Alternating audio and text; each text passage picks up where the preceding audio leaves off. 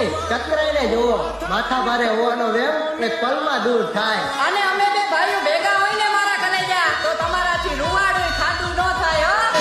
આમાં જોયું માથા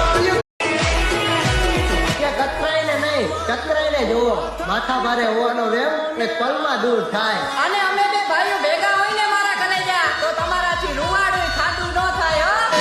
આમાં જોયું માથા